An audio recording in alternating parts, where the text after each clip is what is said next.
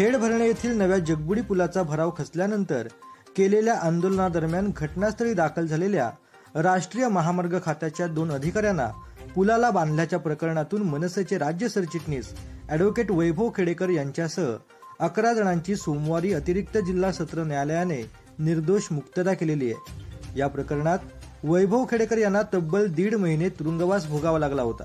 त्यांच्या वतीनं advocate Ashwin Bhosale, advocate सिद्धी खेडेकर यांनी काम पाहिले।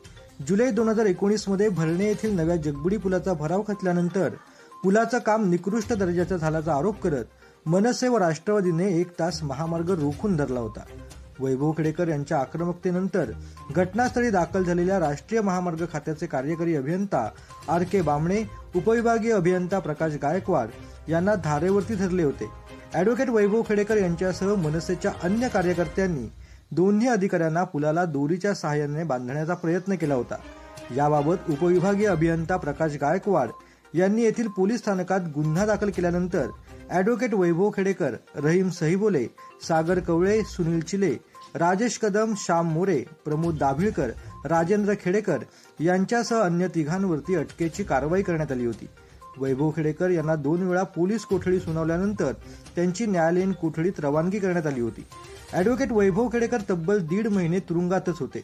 त्यानंतर त्यांना जामीन मंजूर झाला होता। या प्रकरणाची सोमवारी अतिरिक्त जिल्हा सत्र न्यायालयासमोर सुनावणी झाली असता ॲडव्होकेट अश्विन भोसले व ॲडव्होकेट खेडेकर यांनी केलेला युक्तिवाद ग्राह्य धरत न्यायालयाने ॲडव्होकेट वैभव खेडेकर यांच्यासह अन्य 11 जणांची निर्दोष मुक्तता केलेली आहे। या निकालानंतर ॲडव्होकेट वैभव खेडेकर यांनी अतिरिक्त जिल्हा सत्र न्यायालयाच्या निर्णयाबद्दल कृतज्ञता व्यक्त केलेली आहे। स्टार कोकण, खेड।